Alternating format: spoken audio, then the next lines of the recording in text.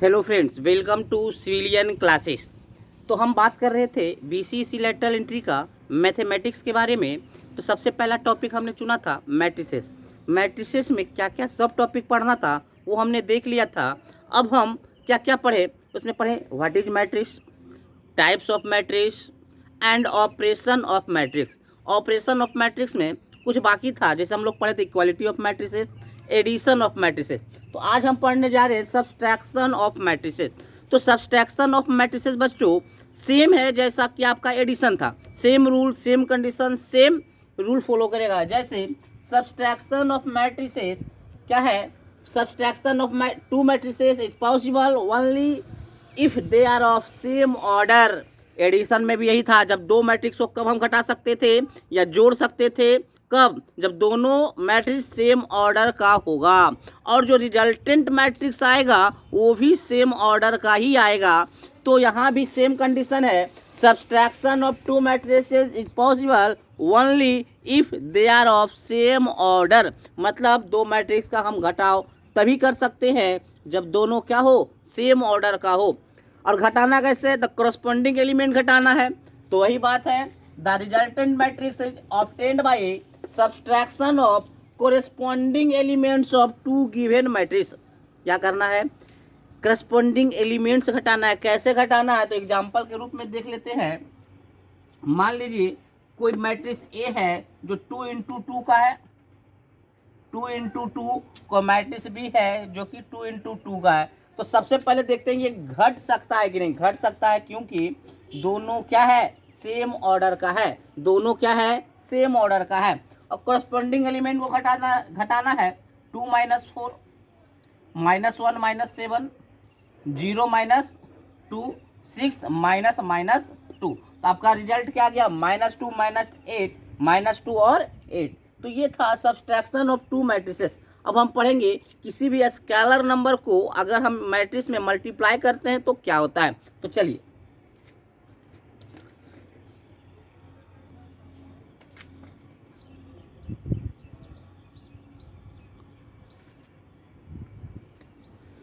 तो अब हम देखते हैं multiplication of matrices with a scalar. अगर हम किसी स्केलर या किसी भी नंबर से मैट्रिक्स को मल्टीप्लाई करते हैं तो क्या होता है। तो सिंपल दोस्तों, अगर हम किसी नंबर को मैट्रिक्स के साथ मल्टीप्लाई करते हैं तो वह नंबर हर एलिमेंट, किसका हर एलिमेंट, तो मैट्रिक्स के हर एलिमेंट के साथ क्या होता है, मल्टीप्लाई होता है।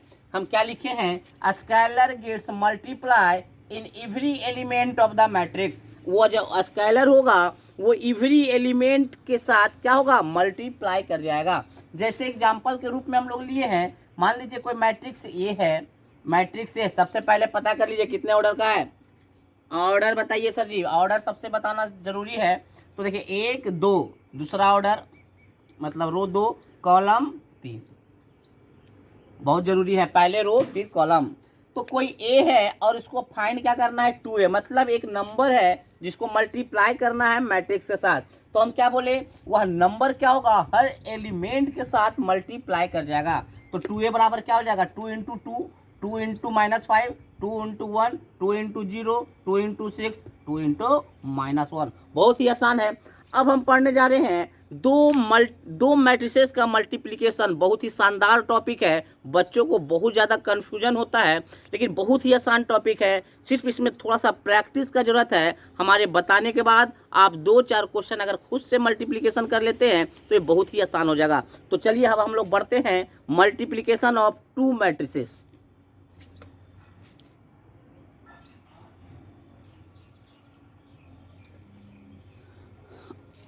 Multiplication of two matrices. Multiplication of two matrices का सबसे पहले हम ये जान लेते हैं कि कब दो मैट्रिक्स मल्टीप्लाई हो सकता है। मल्टीप्लाई होने में क्या कंडीशन है। अगर हम दो मैट्रिक्स को मल्टीप्लाई करने जाते हैं तो सबसे पहला कंडीशन क्या है।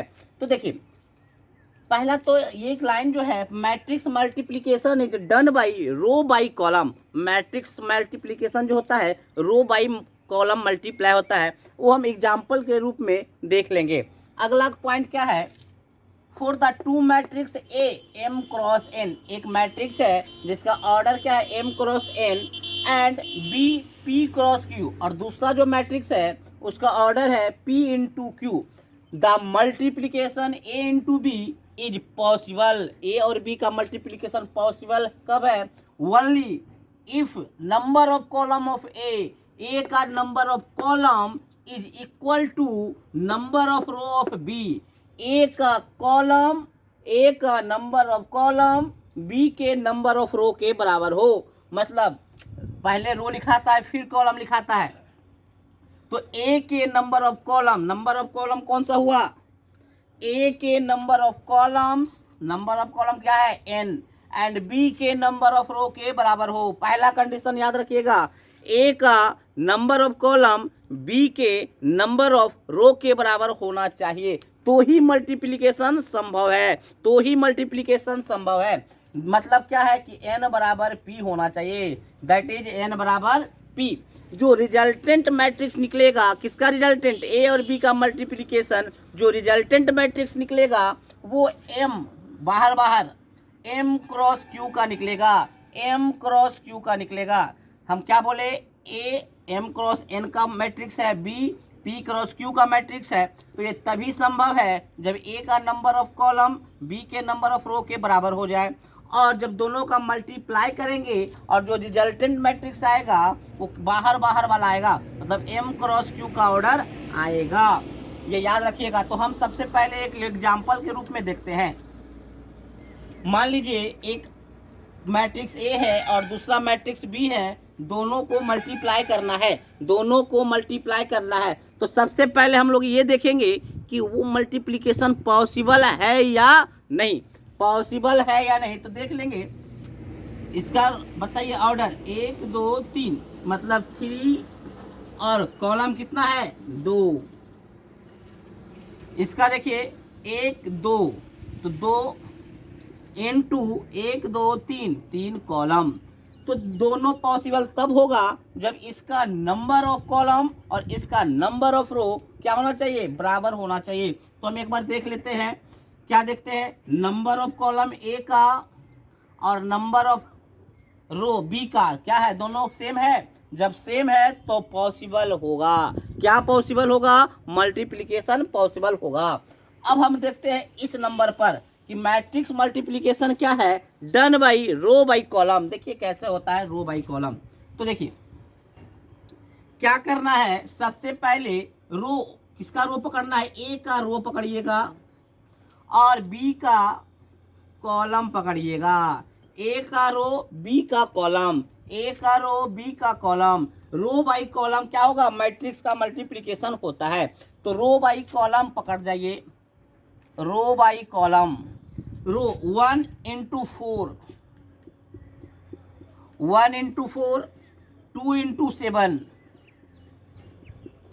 रो बाई कॉलम, रो को पकड़िए, कॉलम को पकड़िए, पहला वाला का रो पकड़ा जाता है और दूसरे वाला का कॉलम पकड़ा जाता है। अब देखिए रो, अब इसको हटा दीजिए, इसका काम हो गया रो, अब by column, row by column. तो 1 इंटू 5 प्लस 2 इंटू -8, 2 इंटू -8। फिर से इसका काम हो गया row by column, row by column. तो 1 इंटू 6 प्लस 2 इंटू 2। तो देखिए पहला रो का काम हर कॉलम के साथ हम मल्टीप्लाई कर दिए हैं। तो देखिए ये आपका क्या हो गया? Matrix multiplication is done row by column, क्योंकि रो को कॉलम के साथ बार मल्टीप्लाई कर रहे हैं। तो पहले रो का काम हो गया। अब हम चलते हैं दूसरा रो, इसका दूसरा रो।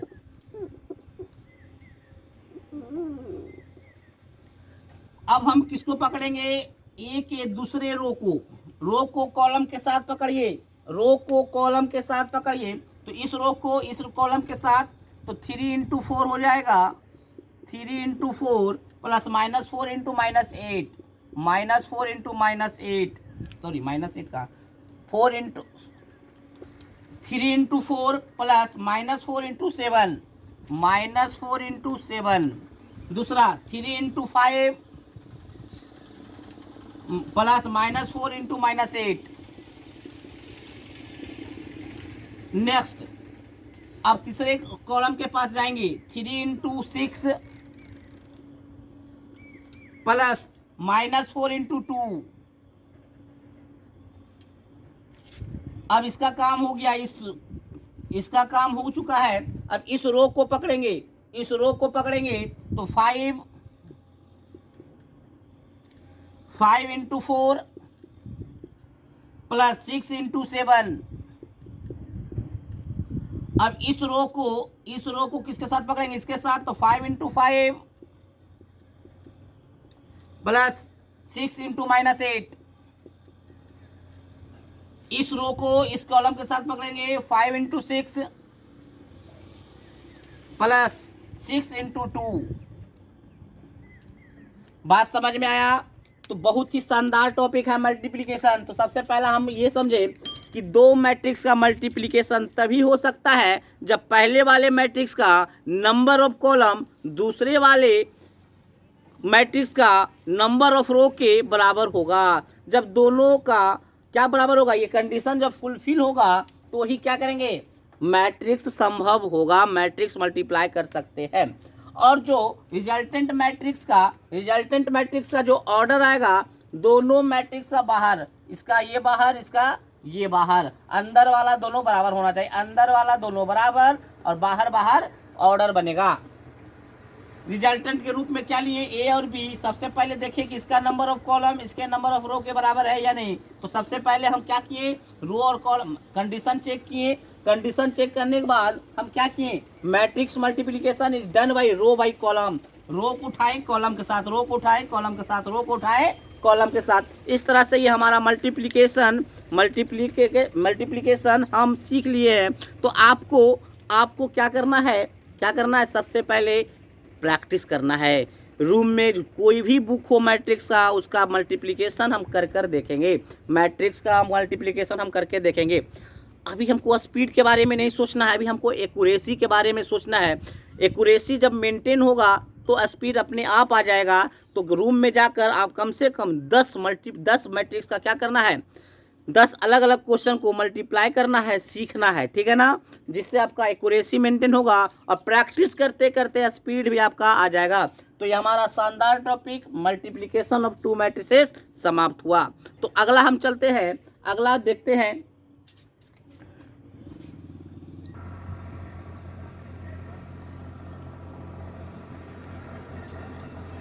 अब हम देखते हैं properties of multiplication of matrix.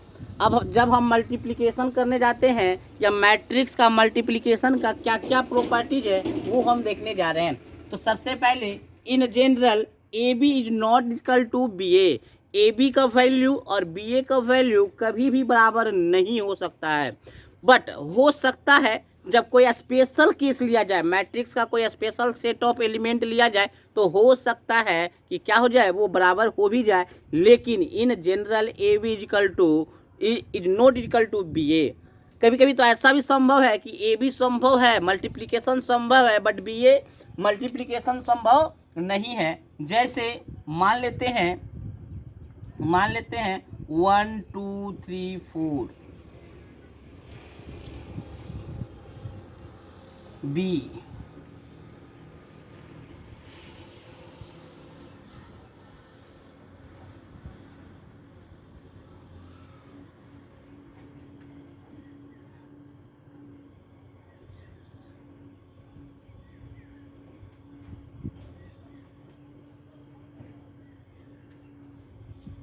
देखिए अगर हम ए बी को मल्टीप्लाई करने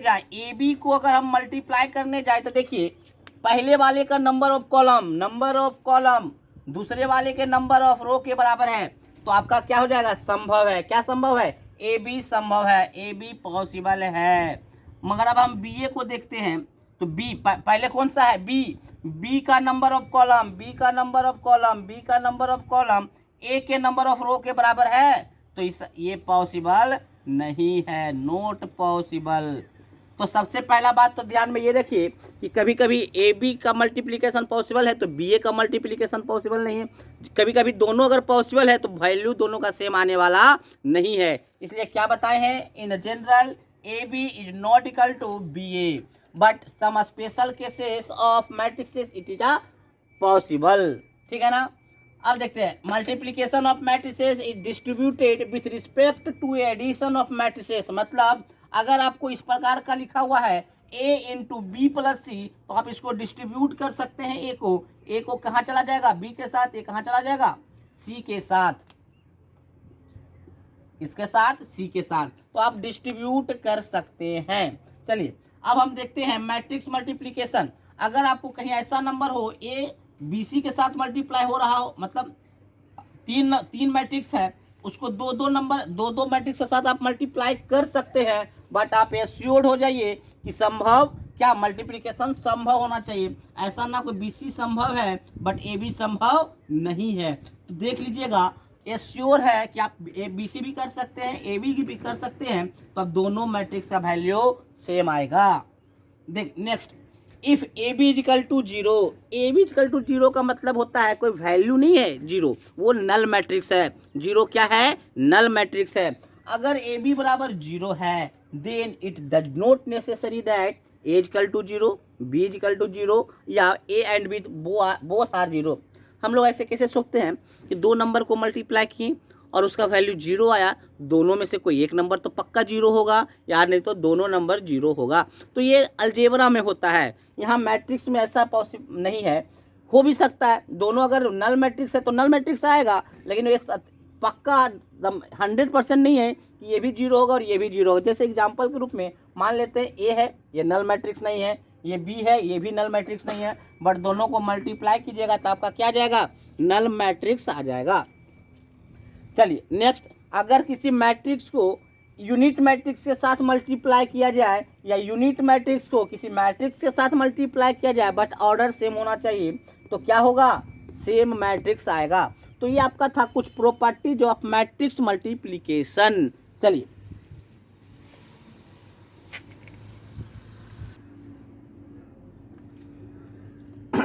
मैट्रिक्स मल्टीप्लिकेशन पर एक हम न्यूमेरिकल देखते हैं। कोई मैट्रिक्स ए है, कोई दूसरा मैट्रिक्स बी है। अब बोल रहा है then the value of alpha for A square बराबर बी। ए स्क्वायर बराबर बी होने के लिए, ए स्क्वायर बराबर बी होने के लिए अल्फा का वैल्यू क्या होना चाहिए। ऑप्शन दिया हुआ 1, -1, 4 और नो रियल वैल्यू। फिर से सुनिए, एक ए मैट्रिक्स दिया हुआ है, दूसरा बी मैट्रिक्स दिया हुआ है।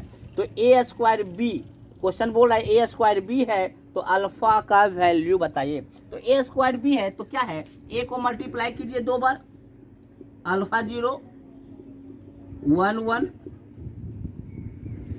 अल्फा 0 1 1, इसको मल्टीप्लाई करके किसके बराबर हो गया, 1 0 2 1।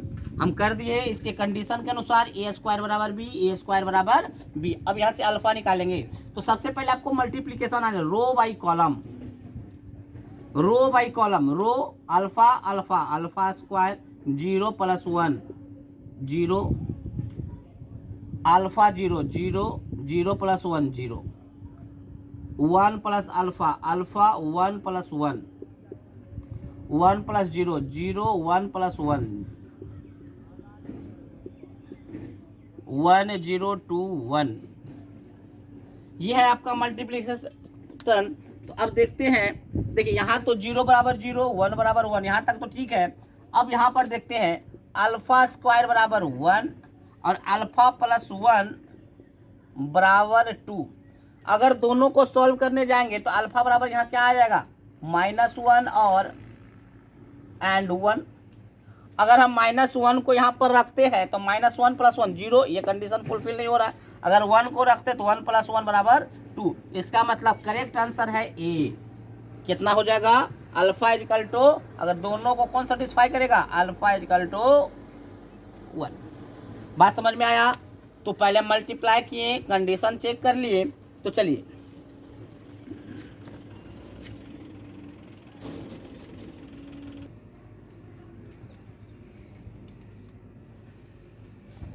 अब हम देखने जा रहे हैं ट्रांसपोज ऑफ मैट्रिक्स। देखिए ट्रांसपोज किसको कहते हैं। मान लीजिए कोई मैट्रिक्स आपको ए दिया गया है, ए दिया गया है, क्या करना है उस ए वाले मैट्रिक्स को, ए मैट्रिक्स को क्या करना है, उसके रो को कॉलम में इंटरचेंज कर दीजिए, उसको रो को कॉलम में इंटरचेंज कीजिए, और जो ऑब्टेन्ड मैट्रिक्स होगा इंटरचेंज करने के बाद वही मैट्रिक्स क्या कहलाएगा, ट्रांसपोज ऑफ दैट मैट्रिक्स। मतलब ट्रांसपोज ऑफ मैट्रिक्स निकालना है फॉर द मैट्रिक्स ए, कोई भी मैट्रिक्स ए है, the matrix obtained by interchanging row and column, row and column को इंटरचेंज करने के बाद जो मैट्रिक्स ऑब्टेन्ड होता है उसको क्या बोलते हैं, transpose of matrix A, and it is denoted by A dash या ए टी, ए के पावर टी। किसी बुक में ए डैश होता है, किसी बुक में ए टी होता है, ठीक है ना। तो मान लेते हैं कोई मैट्रिक्स ए है जो कि 1 2 5 8 है, इसका ट्रांसपोज हमको निकालना है, तो क्या करना है, इसके रो को कॉलम में बदल दीजिए, रो को कॉलम में, रो को कॉलम में, तो ये आपका क्या हो जाएगा, ट्रांसपोज किसका, ए का। सिंपल है, बहुत ही सिंपल है। तो अब हम देखते हैं प्रॉपर्टीज ऑफ ट्रांसपोज। ट्रांसपोज का क्या क्या प्रॉपर्टीज है। तो किसी मैट्रिक्स का ट्रांसपोज फिर वो क्या जाएगा, वही मैट्रिक्स आ जाएगा। मान लीजिए के क्या है, कोई भी स्केलर, कोई भी न्यूमेरिकल वैल्यू है, तो के ए का क्या कीजिएगा, के ट्रांसपोज कीजिएगा, तो आप के को अलग भी कर सकते हैं। ए ट्रांसपोज से के को क्या कर सकते हैं, बाहर भी कर सकते हैं। अगर ए प्लस बी पर ट्रांसपोज है तो अलग अलग भी कर सकते हैं, A transpose plus B transpose. A B पर ट्रांसपोज है तो क्या करना है, बी डैश ए डैश निकल, पहले बी, अगर मल्टीप्लिकेशन में है तो पहले बी और ए। उसी प्रकार से यहाँ देखिए ए बी सी का डैश है, मतलब सी डैश बी डैश और ए डैश, क्या करना है, यहाँ से उलटते जाना है, B dash A dash, C dash B dash A dash, ठीक है ना। तो ये हमारा था ट्रांसपोज। अब हम पढ़ेंगे, अगले लेक्चर में पढ़ेंगे स्पेशल टाइप्स ऑफ मैट्रिक्स। बहुत सारा स्पेशल टाइप्स ऑफ मैट्रिक्स होता है, उस मैट्रिक्स के बारे में जैसे पहले भी पढ़े थे, अभी भी और भी मैट्रिक्स के बारे में पढ़ना, और भी अलग अलग टाइप्स ऑफ स्पेशल मैट्रिक्स के बारे में पढ़ना है, तो हम अगले लेक्चर में देखेंगे। अगर आप पूरा लेक्चर देखना चाहते हैं, मैथमेटिक्स का, मैकेनिक्स का, इंग्लिश का, पूरा आपको लेटरल एंट्री का बेहतरीन तरीके से तैयारी करना है, तो आपको प्ले स्टोर में जाकर सिविलियन क्लासेस के ऐप को डाउनलोड कीजिए और हमारे कोर्स को परचेज कीजिए, और हमारे कोर्स को बेहतरीन तरीके से पढ़िए, और लेटरल एंट्री के एग्ज़ाम को पहली बार में क्या करना है, क्या कर देना है, क्रैक कर देना है। तो थैंक यू।